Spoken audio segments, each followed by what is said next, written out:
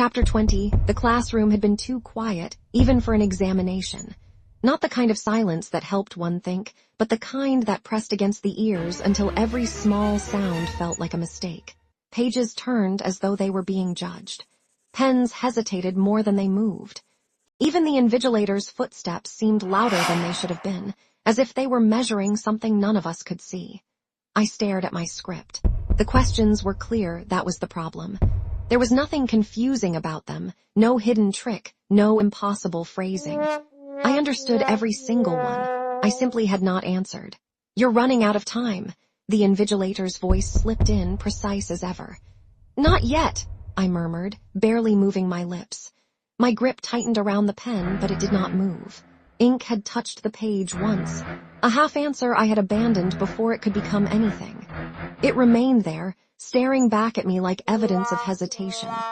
I shifted slightly, just enough to catch the reflection in the window beside me. Blurred shapes, distorted movement, yet I knew exactly what I was looking at. One invigilator stood closer. The other had not moved, but that did not make it easier. The three of us, Jacob, Joan, me, in the same room again. It had always been going to end like that, hadn't it? Not loudly, not dramatically, just there, in the middle of something ordinary where no one else would notice until it was already over. The triangle. It sounded simple when spoken aloud, balanced, even. It had never been. "You weren't writing." Jacob's voice came from beside me, low enough to avoid attention but steady enough to hold me in place. I did not turn. Now the final examination was over, and we walked across the school compound as though we had never belonged to it. "I was," I said. "You weren't," Jacob insisted. A pause. Then softer, "You've been pretending for a while." It landed harder than I expected, because it was true, not just in that room, not just in that moment, in everything. "Say it," Jacob urged, quieter now, as though he already knew I had nowhere left to hide. "You couldn't keep leaving things unfinished," he added. "An hour was enough for those objectives," I replied. Behind us there was a slight movement, other students passing, barely noticeable, yet enough. I did not need to look. I felt it. Still there, still watching. Of course. I exhaled slowly, trying to steady something that no longer wished to be steady. My mind drifted back to the moments Jacob had remained by my side. Ever since that Friday evening during preps, when everything had seemed to unravel, Jacob had let go of his anger. We had returned, in some sense, to what we had been before.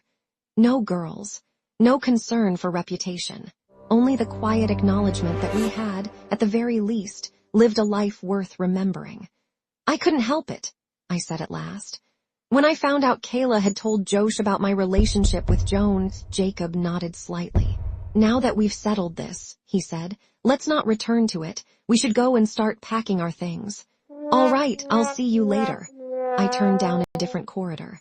It was the last day of examinations for most of the senior 4 students. Many had already packed their belongings, ready to leave. The rest still had weeks ahead before the term ended.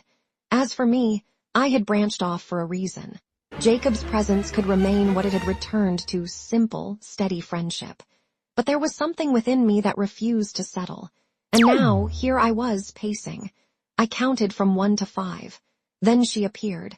Another girl from Senior 3.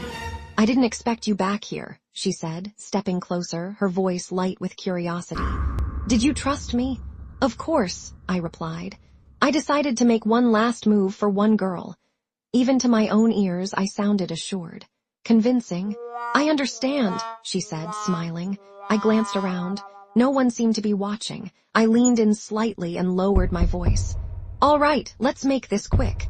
She moved closer, and I guided her gently against the wall. I would have closed the distance, ended it quickly, had it not been for a figure approaching. Jacob. We broke apart almost instantly. Silence followed, heavier than before. Each of us stood apart, at separate corners of the same triangle. And perhaps, for the first time, we understood that none of us had ever truly been where we believed we were meant to be. The end. Joan, Josh, Jacob, Sarah, Queen Ronix, Kyambadd, Christopher. Author. Ugandan writer, holding a Uganda Certificate of Education with Literature as one of his best done. Currently, undergraduate and lives in Kampala. Born in 2007, Jan 12. He indicated the fiction and literally prompts. Written in 2026. Triangle. This a captivating story of a young student, Ronix, who indulges into a journey of self-discovery, friendship, love, and a life of well-known high school boy. His life seems to form his description of love as, love can neither be destroyed nor created, but can transferred from one soul to another. Nimwisiga Ronix Harden, inspired. His true high school story shaped the original baseline of the novel writing. He appears as the protagonist in the novel, and his story influences most characters. Currently, undergraduate and lives in Kampala, Uganda.